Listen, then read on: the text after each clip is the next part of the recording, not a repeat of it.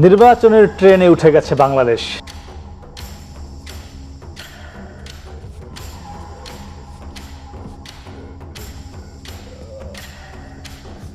নির্বাচনকে ঘিরে ইতিমধ্যেই সব প্রস্তুতি সম্পন্ন করতে দেখা যাচ্ছে রাজনৈতিক দলগুলোকে। মূল রাজনৈতিক দলগুলোর নেতৃত্বে গঠন করা হচ্ছে নির্বাচনী জোটও। নির্বাচনকে ঘিরে চলছে কথার লড়াই, যে লড়াই পৌঁছে যাচ্ছে মাঠে ময়দানেও। সব মিলিয়ে নির্বাচনকে ঘিরে কোন দিকে যাচ্ছে দেশ আর কোন দিকে রাজনীতি। দর্শক, স্বাগত আজকের এখন প্রকাশে। আপনাদের সাথে আছি আমি মাহমুদ রাকিব। আমরা আজ আলোচনার নাম দিয়েছি ভোটের হুইসেল। আর নিয়ে আলোচনা করতে আমাদের সাথে দুইজন জনপ্রিয় রাজনীতিবিদ রয়েছেন। আছেন বাংলাদেশ জাতীয়তাবাদী দল বিএনপির সাবেক সংসদ সদস্য ও সুপ্রিম কোর্টের আইনজীবী ব্যারিস্টার রুমিন ফারহানা, এবং আরও আছেন বাংলাদেশ জামায়াত ইসলামীর ঢাকা মহানগরী দক্ষিণ শাখার সেক্রেটারি ডক্টর শফিকুল ইসলাম মাসুদ। আপনাদের দুজনকে স্বাগত। দর্শক, আমরা একটু শুরুতে রুমিন আপার কাছে শুরু করতে চাই। নিশ্চয়ই জানেন যে আগামীকালই সম্ভবত তফসিল দেওয়া হচ্ছে, সব প্রস্তুতি নেওয়া হয়েছে। আজকে প্রধান বিচারপতির সঙ্গে দেখা হয়েছে, কালকে দুপুর নাগাদ না সকালের পরপরই রাষ্ট্রপতির সঙ্গে দেখা করবে নির্বাচনী কমিশন। সব মিলিয়ে কতটা প্রস্তুত বিএনপি? আপনাকে অসংখ্য ধন্যবাদ। সার্টেনলি দীর্ঘ সময়ের পর বাংলাদেশ একটা নির্বাচনে প্রবেশ করতে যাচ্ছে, এবং এই নির্বাচনটিকে ঘিরে মানুষের প্রত্যাশা, মানুষের স্বপ্ন, মানুষের আশা অনেক বেশি। এবং বাংলাদেশের বৃহত্তম রাজনৈতিক দল হিসেবে বিএনপিও এই রকম একটি নির্বাচনের জন্য দীর্ঘ সময় অপেক্ষা করেছে। চাইলে বিএনপি 2014 অংশ নিতে পারত এবং বিরোধী দলও যেতে পারত। চাইলে বিএনপি 2024-এও নির্বাচনে অংশ নিতে পারত। কিন্তু বিএনপি চেয়েছিল বাংলাদেশে একটি সুষ্ঠু, অবাধ, নিরপেক্ষ নির্বাচন যখন হবে তখনই বিএনপি নির্বাচনে অংশ নেবে। সো নানান রকম চড়াই উতরাই, নানান রকমভাবে আমাদের নেতাকর্মীদের উপর দিয়ে ঝড় ঝাপটার পরে অবশেষে বাংলাদেশে একটি নির্বাচন হতে যাচ্ছে, আশা রাখি ফেব্রুয়ারিতে, এবং বিএনপি শতভাগ প্রস্তুত। খালেদা জিয়া হাসপাতালে, তারেক রহমান এখনো বাংলাদেশে আসেননি, এই দুটি বিষয় রেখে একটু বলবেন, মাথায় রেখে। সার্টেনলি কেন মাথায় রাখবো না। আমাদের বিএনপির চেয়ারপারসন বেগম খালেদা জিয়া, তিনি কেন অসুস্থ, কেন তার শারীরিক অবস্থার এতটা অবনতি, এটাও কিন্তু দেশের মানুষ খুব ভালোভাবে জানে। এবং যেই মানুষটি নিজের পায়ে ভর করে গাড়িতে উঠে কারাগারে গেলেন, সেই মানুষটি কেন কারাগার থেকে ফিরবার পরে আর কখনো নিজের শক্তিতে দাঁড়াতে পারলেন না, হাঁটতে পারলেন না, এবং কেন এই মানুষটির একটার পর একটা ভাইটাল অর্গানের সমস্যা দেখা দিল, এটাও কিন্তু বাংলাদেশের মানুষ খুব ভালোভাবে জানে। হ্যাঁ, ভারপ্রাপ্ত চেয়ারম্যান এখনো বাংলাদেশে আসেন নাই, কিন্তু তিনি বাংলাদেশে আসবেন না এটা কিন্তু একবারও উনি বলেননি, কেউ বলেনি। সো উনি আসবেন, আমরা আশা করছি তফসিলের পরপরই উনি বাংলাদেশে আসবেন। কিন্তু উনি যেভাবে দলকে গত 15 বছর দেশের বাইরে থেকে দিক নির্দেশনা দিয়েছেন, এবং বিশেষ করে 18-র পর থেকে আমি বলবো, 18 সালে যখন দেশনেত্রী বেগম খালেদা জিয়াকে কারাগারে নেওয়া হলো, তারপর থেকে কিন্তু দলের স্টিয়ারিংটা জনাব তারেক রহমানের হাতে। এই দুটি বিষয়ে নেতিবাচক কোনো প্রভাব ফেলছে না বিএনপিতে? না, একেবারেই না। এবং আমি মনে করি যে ম্যাডামের শারীরিক এই অবস্থায় এবং ওনার দেশের জন্য তার আজকে যে পরিণতি দাঁড়িয়েছে, দেশের মানুষের জন্য, দেশ জনগণের জন্য, সেটার একটা রিওয়ার্ড আমরা ভোটের মাঠে পাবো। আচ্ছা, একদম। মাসুদ, একটু আপনার কাছে ফিরতে চাই। আপনারা যদি আমরা বলি দীর্ঘদিন ধরে একসঙ্গে ভোট করে এসেছেন বিএনপির সঙ্গে, বিএনপি জামাতের সঙ্গে ভোট করে এসে জোটবদ্ধ ভোট, এবার আলাদা ভোট হচ্ছে, এবং আওয়ামী লীগের পরিবর্তে বিএনপি আপনাদের প্রধান প্রতিপক্ষ। কতটা প্রস্তুত জামাত নির্বাচনের জন্য? অনেক ধন্যবাদ আপনাকে এবং যারা দর্শক শ্রোতা শুনছেন, পরে শুনবেন, সবাইকে সালাম জানাচ্ছি। আসসালামু আলাইকুম রহমতুল্লাহ। জামাত ইসলামী শুরু থেকেই আমরা নির্বাচনের জন্য মাঠে একই সাথে আমরা আন্দোলনও করেছি এবং নির্বাচনের প্রস্তুতিও নিচ্ছি। আন্দোলনও করতে হয়েছে জনগণের প্রয়োজনেই। আপনারা জানেন যে বিচার সংস্কার, জুলাই সনদ সংক্রান্ত গুরুত্বপূর্ণ অনেকগুলো বিষয়, বিশেষ করে গণভোট প্রসঙ্গে জনগণের যে প্রত্যাশা ছিল, সেই প্রত্যাশা পূরণে আমরা ভূমিকা রেখেছি। বিশেষভাবে আমাদের প্রবাসী ভাই বোন যারা, তাদের ভোটে অন্তর্ভুক্ত করা, এরকম অনেকগুলো বিষয়কে সামনে রেখে আমাদের একই সাথে আমরা নির্বাচনের জন্য মাঠে আমাদের সবাইকে কাজে সম্পৃক্ত করেছি। আবার পাশাপাশি আমরা আন্দোলনের মাধ্যমেও যেগুলো জনগণের নির্বাচনের সাথে সম্পৃক্ত বিষয়, সেগুলোকে আমরা কাভার করার চেষ্টা করেছি। বিএনপি এবং জামাত ইসলামী নির্বাচনে এবার আমার কাছে এটা প্রতিপক্ষ বলি না, আমি বরং বলি যে আমাদের প্রতিযোগিতার একটা ইতিবাচক প্রতিযোগিতা, কারণ একটা শক্তিশালী সরকারের জন্য শক্তিশালী একটা বিরোধী দলের প্রয়োজন হয়।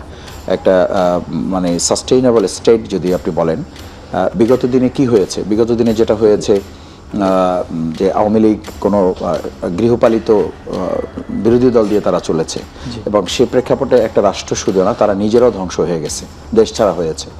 তো আমরা মনে করি যে আমাদের পরস্পরের মধ্যে একসময় আমরা আন্দোলন করেছি। এখন দেশের যে বিরাজমান পরিবর্তিত প্রেক্ষাপট, সেই প্রেক্ষাপটে বিএনপির সাথে আমাদের এখন শত্রুতা তৈরি হয়ে গেছে, এটা তো ভাবার কোনো কারণ নেই। বরং বিএনপির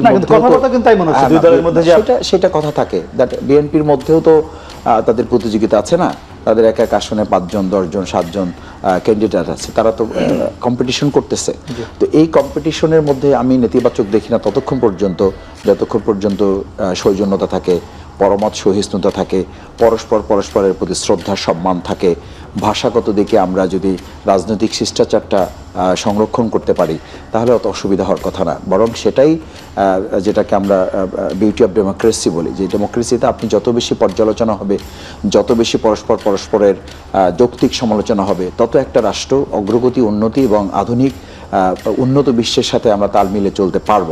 কিছুক্ষণ আগে আপনি বলছেন যে সৌজন্যতা থাকে, জামাতের আমির তিনি কিছুক্ষণ আগেই বলেছেন যে সমাজের রন্ধ্রে দুর্নীতি ভরে গেছে। আপনি জানেন যে আজকে বিশ্ব দুর্নীতি বিরোধী দিবস, এবং সেখানে তিনি বলেছেন যে ভিক্ষুক থেকেও চাঁদা নেয় একটা গ্রুপ। এই গ্রুপটা কারা, কাদেরকে উনি মিন করেছেন? দেখেন, আমরা কিন্তু এই কথাটা শুরু থেকে বলে আসছি যে আওয়ামী লীগ যে চাঁদাবাজি, যে সন্ত্রাস, যে ফ্যাসিবাদের রাজনীতির কারণে তারা দেশ ছাড়া হয়েছে, শুধু ক্ষমতা ছাড়া না, দেশ ছাড়া হয়েছে। একই কাজ আমাদের দেশে করছে, এবং কোনো ক্ষেত্রে আমরা শুনছি, দেখছি, এবং পত্রপত্রিকায় আমরা জানছি, এমনকি বিএনপি নিজেরাও তাদের দল থেকে অসংখ্য নেতাকর্মী তাদের বহিষ্কার করেছে এই কারণের উপরে ভিত্তি করে। তাদের কোথাও কারণ দর্শনে নোটিশ করেছে, বহিষ্কার করেছে, আবার তাদের সংশোধন হয়েছে মনে করে তাদেরকে ফেরত নিয়ে আসছে। এটা হাজারের উপরে, মানে কয়েক হাজার। তো এই যে পরিস্থিতিটা হচ্ছে, এটা তো খুব স্বাভাবিকভাবেই বোঝা যায়। আর আমরা এই প্রসঙ্গে খুব স্পষ্ট কথা বলেছি। তো আমিরের জামাত যে কথাটা বলেছেন যে আমরা চাঁদাবাজের কারণে একটা সরকারকে পতন ঘটালাম, আমরা যে জামাত বিএনপি মিলে, সেই একই কাজ যদি আবার এখন হয়, তো সেটা যদি জামাত করে, জামাতের ব্যাপারে বিএনপি বলুক, আর বিএনপির ব্যাপারে যদি এটা হয়ে থাকে, তাহলে বিএনপি তাদের ব্যাপারে পদক্ষেপ নেওয়া উচিত। কারণ এরকম একটা প্রেক্ষাপট তৈরি হলে বিএনপির জন্য এটা ভালো হবে না। ভালো হবে না বলতে তারা নিশ্চয়ই উপলব্ধি করছেন ভালো হচ্ছে না, যে তারা নিশ্চয়ই খেয়াল করছেন যে যেসব এলাকাগুলোতে তাদের জনপ্রিয়তা একটা জায়গা ছিল, সেই জনপ্রিয়তা জরিপগুলো এখন আসতেছে, সেই জরিপে নিশ্চয়ই তারা উপলব্ধি করতে পারতেছেন যে ক্রমান্বয়ে ভোটের রেশিওটা কিন্তু জামাতের একটা সময় ছিল যে জায়গায়, সেই জায়গাটা থেকে এখন একটা সময় আমাদের থেকে একটা ভালো ব্যবধান ছিল, সেই জায়গাটা এখন বরং বলা হচ্ছে জরিপে যে জামাত ইসলামী এখন দলগতভাবে আমরা জনপ্রিয়তার শীর্ষে অবস্থান করছে। আর পার্সেন্টেজগত দিক থেকে যদি ধরা যায়, তাহলে 30 এবং 34 মাত্র আমি উপলব্ধি করতে পারছি বিএনপি যে জামাতের নাকি বেড়ে যাচ্ছে, পার্থক্য কমে যাচ্ছে বিএনপির সঙ্গে, বিষয়টি তাই। দেখুন, প্রত্যেকটা জরিপেরই নানান রকম ফ্লস থাকে, সেগুলো নিয়ে আলোচনা হতে পারে। এবং জরিপ যে সবসময় ভোটের মাঠের চিত্রটা পুঙ্খানুপুঙ্খ রূপে তুলে ধরে, সেরকমটি নাও হতে পারে। যতক্ষণ পর্যন্ত বাংলাদেশে একটি সত্যিকারের নির্বাচন অনুষ্ঠিত না হচ্ছে, ততক্ষণ পর্যন্ত জরিপ নিয়ে আমরা আলোচনা করতে পারি। কিন্তু একমাত্র নির্বাচনের পরেই, এবং একটি সুষ্ঠু নির্বাচনের পরেই বোঝা যাবে মাঠে কার কি অবস্থা। আর এখানে আমার ভাই যে কথাটি বললেন, জামাতের জনপ্রিয়তা যদি বাড়ে, তাতে তো কোনো অসুবিধা নাই। এবং আমরা মনে করি যে আগামীর বাংলাদেশ হবে সুস্থ প্রতিযোগিতার বাংলাদেশ। এটা অন্তত আমি এই আশাটা দেখতে চাই।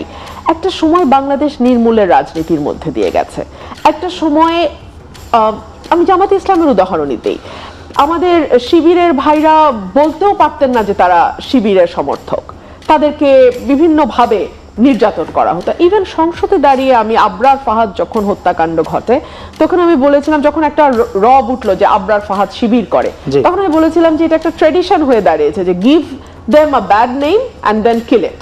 সো এই জায়গা থেকে তো বের হওয়ার একটা সুবর্ণ সুযোগ আমাদের হাতে এসছে, কেন সেটা আমরা কাজে লাগাবো না? জামাতের জনপ্রিয়তা যদি বাড়ে, তাহলে আমি মনে করি বিএনপির সঙ্গে একটা সুস্থ প্রতিযোগিতার যদি আমরা মানে সেই কালচারটা তৈরি করতে পারি, তাহলে আগামীতে নির্বাচনের মানে সময় প্রত্যেকের মাথায় থাকবে, প্রত্যেকটা দলের মাথায় থাকবে আমি আরো কত ভালো কর্মী রিক্রুট করতে পারি, আমি রাজনীতিতে আরো কত গুণগত পরিবর্তন আনতে পারি, আমি কিভাবে মানুষের আরো কাছে যেতে পারি, আমি কিভাবে আরো বেশি সুশৃঙ্খল একটা দলে পরিণত হতে পারি। সো আমি এটাকে খুবই পজিটিভলি দেখি। সেই পজিটিভের জায়গায় আমরা দেখলাম যে আপনাদের ভারপ্রাপ্ত চেয়ারম্যান, আমরা কখনোই তাকে জামাত সম্পর্কে নেতিবাচক কোনো কথা বলতে দেখিনি। তিনি যতদিন ধরে রাজনীতিতে রয়েছেন, তিনি সম্প্রতি একটি আয়োজনে, বিএনপির আয়োজনে বলেছেন যে 1971 সালে কোন দল লক্ষ লক্ষ মানুষকে হত্যা করেছে এটি জানা আছে, তারা মানুষের মা বোনদের ধর্ষণ করেছে এটি বলেছেন, এবং তিনি স্পষ্ট জামাতকে ইঙ্গিত করেই বলেছেন। তাহলে হঠাৎ করে এই প্রতিক্রিয়া তিনি কেন দেখালেন, আমি সে উত্তর জানবো। তবে দর্শক, তার আগে নিচ্ছি ছোট্ট একটি বিরতি, ফিরছি একটু পরে, সঙ্গে থাকুন। আমরা ছিলাম রুমিন ফারহানা। আপনার কাছে প্রশ্ন ছিল যে তারেক রহমান হঠাৎ করে জামাত নিয়ে 71-এর ভূমিকা নিয়ে কথা বলেছেন, জামাত লক্ষ লক্ষ মানুষ হত্যা করেছে বলেছেন। আবার কিছুক্ষণ আগেই বিএনপির মহাসচিব একটি আয়োজনে বলেছেন, সেখানে তারেক রহমান ছিলেন, অনলাইনে যুক্ত ছিলেন। তিনি বলেছেন যে দলটি স্বাধীনতার বিরোধিতা করেছিল তারা আবার ধর্মকে ব্যবহার করে মানুষকে বিভ্রান্ত করছে। এই জামাতি বিএনপির সঙ্গে গত কয়েক যুগ ধরে রাজনীতি করছে, হঠাৎ করে এই মন্তব্য কেন? দেখুন, পলিটিক্সের মাঠে, বিশেষ করে ভোটের মাঠে, পরস্পরের ব্যাপারে মন্তব্য করা, পরস্পরের দুর্বলতম বিষয় নিয়ে জনগণকে জানানো এবং কথা বলা, এটা খুব আশ্চর্য হবার কিছু নেই। বিশ্বব্যাপী নির্বাচনের সময় প্রতিদ্বন্দ্বী দলগুলোর মধ্যে এটা হয়ে থাকে। আমরা যখন জামাতের স্লোগান দেখি তখনও কিন্তু তারা বলেন নৌকা ধানের শীষ, দুই সাপের এক বিষ, অথবা তারা বলেন চাঁদাবাজ অমুক তমুক বলেন, এবং এটার মধ্যে আমি আসলে কোনো ম্যালিসও দেখি না, আমি এটাকে অত সিরিয়াসলিও নেই না, কারণ বাংলাদেশের মানুষ জানে কার কি ভূমিকা, কখন কোথায় কিরকম ছিল। সো এটা জাস্ট মনে করিয়ে দেওয়া, হয়তো বা দুই দলই মনে করছে যে এটা মনে করিয়ে দিতে পারলে তাদের দলের ভোট হয়তো কিছুটা বাড়বে বা প্রতিদ্বন্দ্বী দলের ভোট কিছুটা কমানো যাবে। সিরিয়াসলি নিতে চান না বিষয়গুলোকে, আপনারাও কি তাই সিরিয়াসলি নিচ্ছেন না? সিরিয়াসলি আমি এবং আপা কিভাবে নিচ্ছি ব্যাপারটা তা না, ব্যাপারটা হচ্ছে জনগণ কিভাবে নিচ্ছে। আমরা তো বলছি জনগণের জন্য, সেই ক্ষেত্রে আমাকে কিন্তু অ্যানালিসিসটা মাথায় নিতে হবে যে এই একই ন্যারেটিভটা শেখ হাসিনা আওয়ামী লীগ বিগত 15-20 বছর ধরে জনগণের সামনে দেওয়ার চেষ্টা করেছে, এবং তার পতনের মূল একেবারে পেরেকটা কিন্তু এই শব্দের উপর ভিত্তি করে হয়েছে। ঠিক আছে, রাজাকার, তারপরে এই ট্যাবলেট সে খাওয়াতে চেয়েছিল যে এটা বললে তাহলে বোধহয় সব ঠিক হয়ে যাবে, কিন্তু সেটার উপর ভিত্তি করেই এই জেনারেশন কিন্তু তাকে মানে শুধু পদত্যাগ না, মানে দেশ থেকে বাধ্য করেছে। সুতরাং আমাদের পারসেপশনটা কিন্তু সামনে নিতে হবে। জনাব তারেক রহমান এই প্রসঙ্গটা নিয়ে এসেছেন, আবার ওনারই কিন্তু বক্তব্য আছে যে ওনাকে যখন সাংবাদিকদের সামনে মুখোমুখি হতে দেখা গেছে, সেই ভিডিও এখন সামনে পাওয়া যাচ্ছে, যে এটা তো শেখ মুজিবুর রহমানও এটা বিষয়টা তাদেরকে বলেন নাই, তাদের নেতৃবৃন্দ এটার সাথে সম্পৃক্ত এই কোশ্চেন তোলেন নাই। শেখ হাসিনা লম্বা সময় ক্ষমতা ছিল, তারা তো এটা তোলেন নাই। তো একই কথা তো আজকে জনগণ ওনাদেরও বলবে যে ওনারা 3 টার্ম ক্ষমতায় ছিলেন, ওনাদের তো সুযোগ ছিল জামাতের এই এত অপরাধ করেছে জামাত, সেই বিচার তারা 3 টার্ম ক্ষমতায় ছিলেন, প্রধানমন্ত্রী বেগম খালেদা জিয়া ছিলেন, উনিও তো কোনো না কোনো দায়িত্বে ছিলেন। তো সেই জায়গায় তাহলে জামাতের বিচারের প্রশ্ন তখন উঠলো না কেন? যদি না উঠে থাকে তাহলে এখন এই প্রসঙ্গটা কেন? এই কেনর জবাবটা আসলে আমি, আপনি বা আমাদের আপা এখন ঠিক করলে হবে না, এটা সাধারণ মানুষ ঠিক করবে যে এই প্রসঙ্গগুলো মূলত একটা দলকে যখন তারা জনপ্রিয়তার দিক থেকে তাকে আর আদর্শিকভাবে বা কাজের দিক থেকে ফেস করা যায় না, তখন ইতিহাস টেনে তাকে ছোট করার একটা সুযোগ বের করা হয়। কিন্তু আপনারাও বিএনপিকে আবার চাঁদাবাজ বলেন, দুর্নীতিগ্রস্ত বলেন, আপনারা যদি বিএনপির সঙ্গেই ক্ষমতায় ছিলেন, আন্দোলন করেছেন, তাহলে সেটা আপনারা নিচ্ছেন কিনা? না, সেটা তো এখনকার মানে চাঁদাবাজি প্রসঙ্গ, সন্ত্রাস, দখলদার, এগুলো তো টেন্ডারবাজি, এগুলো তো এখনকার বাস্তবিক ব্যাপার। এখন এটা জেনারেশন দেখতেছে। আর 71 ইস্যু নিয়ে যে জনাব তারেক রহমান নিজে কথা বলতেছেন, উনি নিজেও কিন্তু এটার বাস্তব সাক্ষী না, উনি ওটা শুনে বলতেছেন। ওনারই কিন্তু একটা বক্তব্য আছে, যখন এই 30 লক্ষ কথা বলা হয়েছে তখন উনি দাঁড়িয়ে এটা প্রতিবাদ করেছেন। 30 লক্ষ কোথায় পেয়েছেন? এটা সর্বোচ্চ 2 লক্ষ, 2.5 লক্ষ, 3 লক্ষের বেশি হবে না, এটা তো শেখ মুজিব ভুলে বলে ফেলেছিল। তো সেই ভুল কথাটা এখন যদি আবার আমি শুদ্ধ করে বলি বা শুদ্ধ করে বলার চেষ্টা করি, এই বিচার বিশ্লেষণগুলো এদেশের জনগণ করবে। সুতরাং আমার মনে হয় না যে এই ইস্যুগুলো গুরুত্বপূর্ণ। এটা স্বাধীনতা আমাদের কাছে গুরুত্বপূর্ণ, স্বাধীনতার 3টা মূল স্তম্ভ আমাদের কাছে গুরুত্বপূর্ণ: সাম্য, মানবিকতা ন্যায় বিচার বা যেটা সামাজিক ন্যায় বিচার, এটা গুরুত্বপূর্ণ। এই তিনটা ইস্যুতে আসলে কি ভূমিকা দলগুলো পালন করছে, সাম্যের ক্ষেত্রে কি ভূমিকা, মানবিকতার ক্ষেত্রে কি ভূমিকা, সেই জায়গাটাই এখন জনগণের কাছে ইম্পর্টেন্ট হয়ে গেছে। আবার একটু জানতে চাই, জামাতের আমির বলেছেন যে আগামীতে যদি জামাত ক্ষমতায় যায় এবং 200 আসন পাওয়ার কথা তিনি বলেছেন, জামাত যদি 200 আসনও পায় তাও জামাত জাতীয় সরকার গঠন করবে, সেই সরকারে বিএনপি যাবে কিনা তিনি সে আহ্বানও করবেন বলেছেন।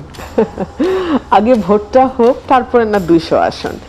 আমরা তো এনসিপি কেও বলতে শুনেছি, বিশেষ করে এনসিপির একজন অত্যন্ত ভোকাল নেতা বলেছেন যে তারা 300 আসনই বোধহয় পেয়ে যাবেন, এরকম বলেছেন।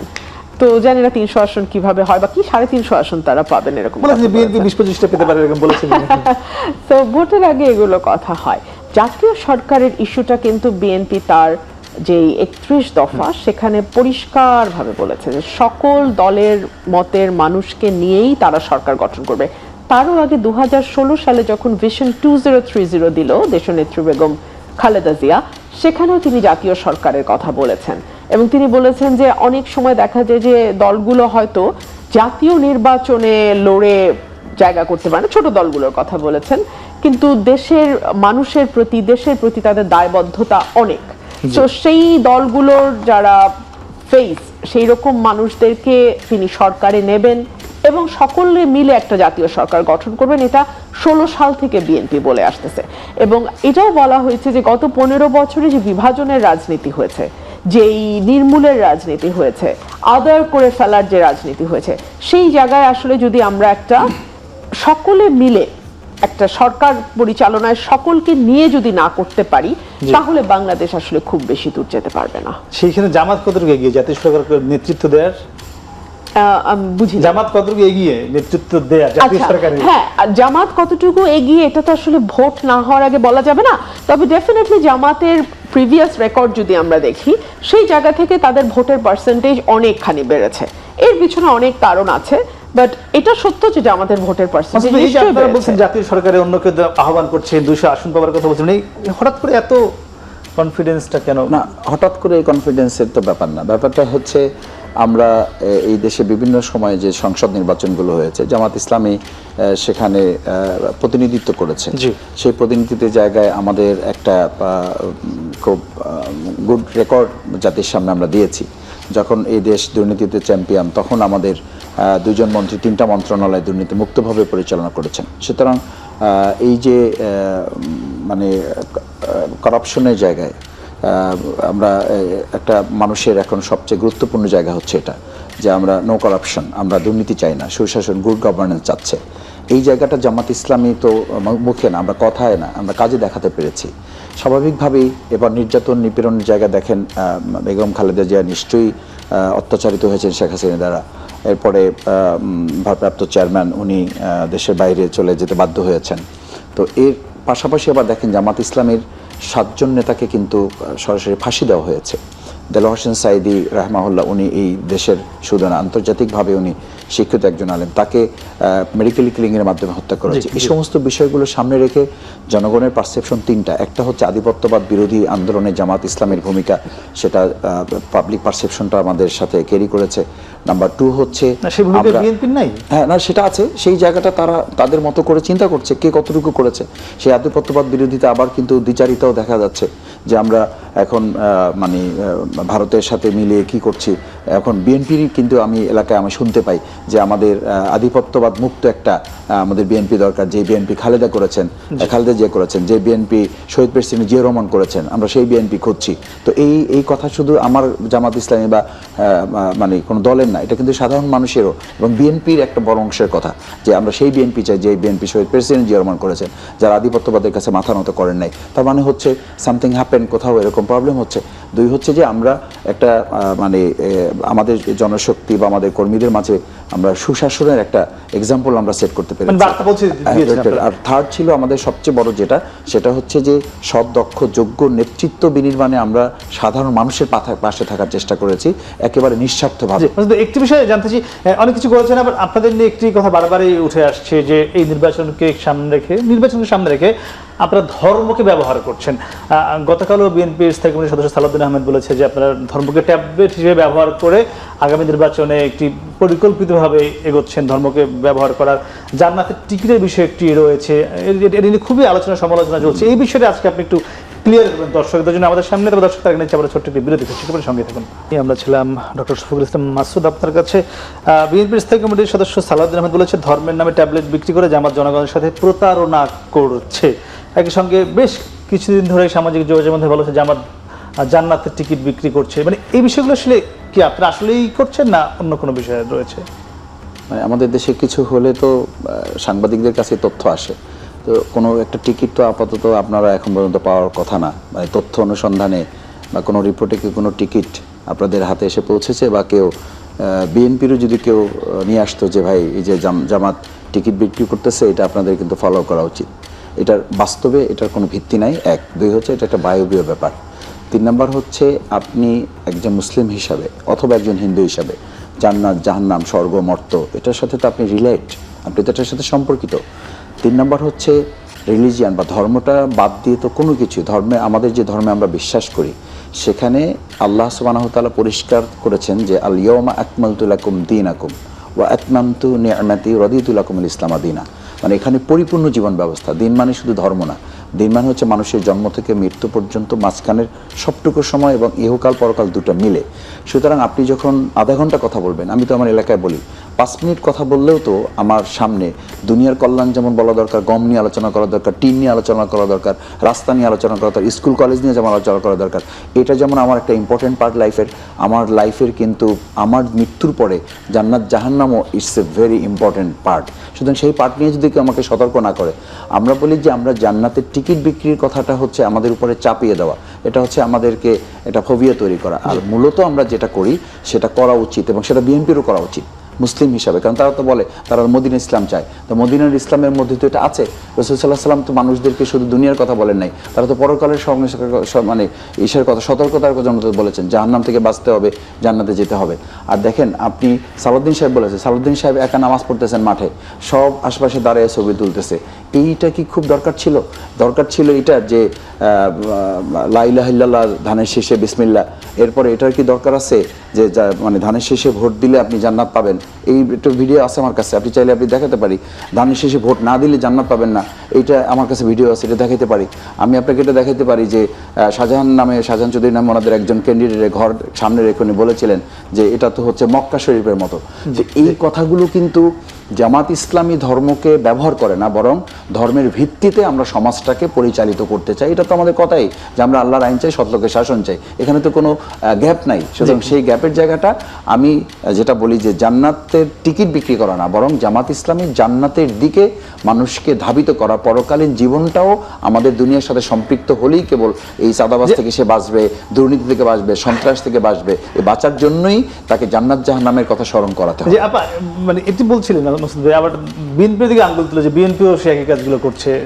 আমি আশা করি আপনি ভাইকে যতটুকু সময় দিয়েছেন আমার ব্যাপারেও ইনসাফ করবেন। যে আমি না বলে মানে বিরোধী পরে আপনি নিশ্চয়ই বলেন যতটুকু সম্ভব। দেখুন, আমরা তো লক্ষ্য করেছি, ধরুন সেই ডাকসু নির্বাচন থেকে সব রকম মানুষের একটা প্যানেল, ঐক্যমতের প্যানেল, এবং তারা কিন্তু নিজেদের নামেও ইলেকশনটা করে নাই, তারা সর্বদলীয় একটা অন্য নামে তারা করেছে।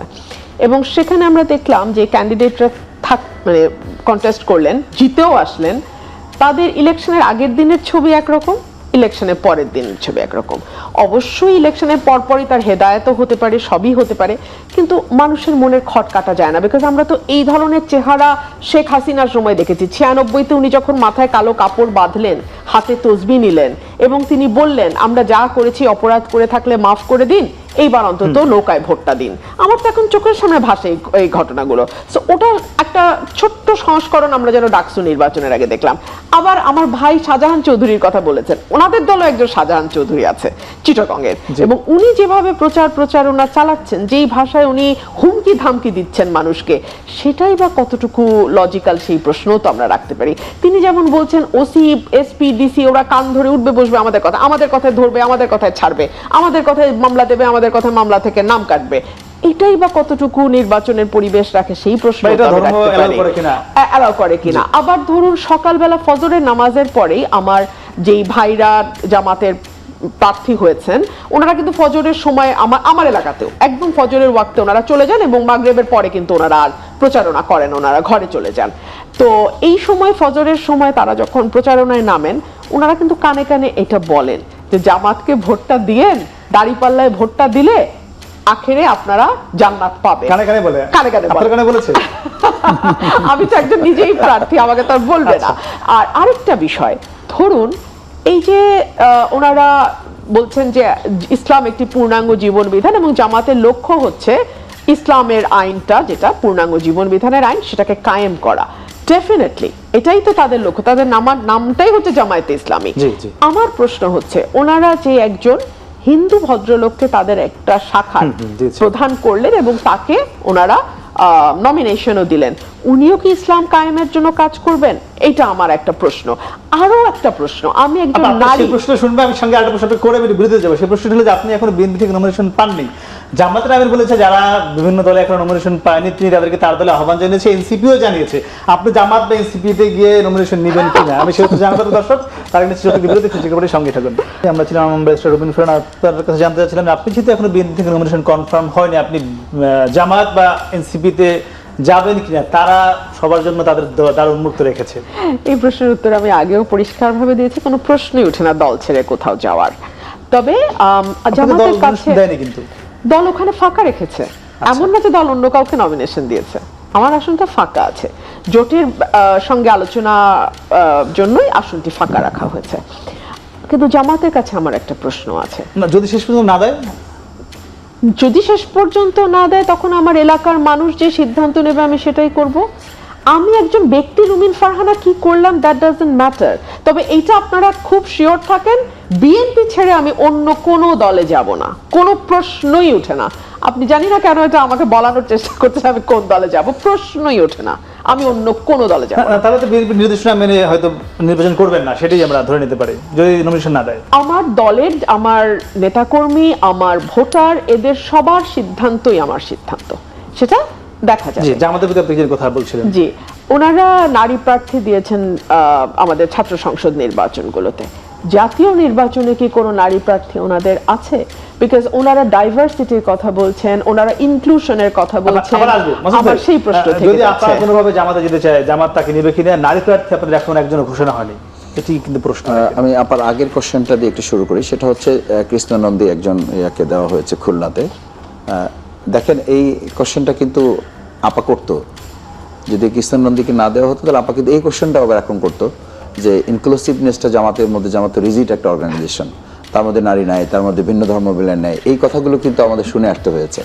আর তার চেয়ে বড় কথা হচ্ছে যে একজন ব্যক্তি ইসলাম প্রতিষ্ঠা না প্রতিষ্ঠা করার প্রসঙ্গ না, সেও তো একটা ধর্মে বিশ্বাস করে এবং সে কিন্তু তার বক্তৃতায় বলেছে জামাত ইসলামী যে আল্লাহর আইনের কথা বলে, সত্যকে শাসনের কথা বলে, আমি সেই বিশ্বাস এবং সেই দৃষ্টিভঙ্গি নিয়েই জামাতের সাথে যুক্ত হয়েছি। আমি তারা যে আইডিওলজি ফলো করে আমি সেই আইডিওলজিটাকেই এক্সিকিউশন করব। তো এটা তো আমরা মত পছন্দ করি না, সে এটা পছন্দ করবে, আমরা সুদ পছন্দ করি না, ঘুষ পছন্দ করি না, ধর্ষণ পছন্দ করি, চাঁদাবাজি পছন্দ করি না, সেটা এক্সিকিউট করবে আমাদের সাথে। এটা তো যে কেউ করতে পারে। নারী প্রার্থীর ব্যাপারে ইতিমধ্যে আমাদের আলোচনা হয়েছে, আমরা এটা আন্ডার ডিসকাশন। আমাদের আমিরে জামাত এটা খুব শর্ট টাইমের মধ্যে আপনারা আশা করি এ ব্যাপারে কোনো চমক দেখতে পাবেন ইনশাআল্লাহ। এবং সেই প্রসঙ্গে আপাদের মতো আরও যারা আমাদের আপা আছেন, তারা আমাদের এই আন্দোলন বা আমাদের সংগঠনের মানে বিশ্বাস, চিন্তা, দৃষ্টিভঙ্গি, পরিকল্পনা যেগুলো আছে সেগুলোকে ধারণ করে যদি কেউ ওখানে কাজ করতে যায়, দেখেন আমাদের ঢাকা ইউনিভার্সিটি, রাজশাহী ইউনিভার্সিটি সব জায়গাতেই আমরা কিন্তু ইনক্লুসিভনেসটাকে আমরা প্রায়োরিটি দিয়েছি, আমরা সবাই মিলে সেখানে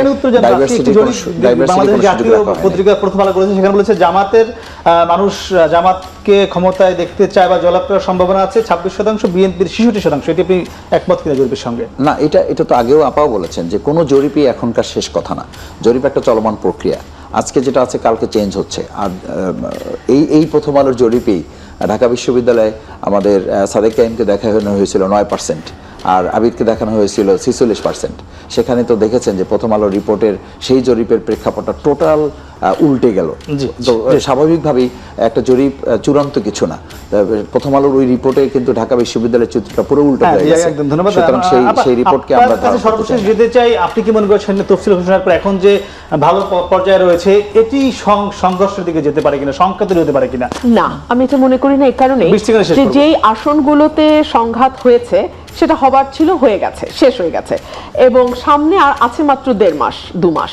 এর মধ্যে নতুন করে সংঘাত হবার বা নতুন করে কোন্দল হবার আমি কিছু মনে করি না, আমি আমরা বিশ্বাস গোলাগুলি করি না। দেখেছি সম্প্রতি আর দুই দলের জনাব মধ্যে। তারেক রহমান একটা কথা আজকে বলেছেন যে মার্কা চূড়ান্ত, আপনারা যারা ধানের শীষের পক্ষে আছেন আপনারা মার্কাটা দেখবেন এবং দয়া করে ব্যক্তি মার্কাটাকে নয়। জয়যুক্ত করবেন। যদি এর সঙ্গে এনসিপি একদম। দ্বিমত পোষণ করেছে, তারা বলেছে শুধু মার্কা না ব্যক্তি দেখে ভোট দিতে হবে।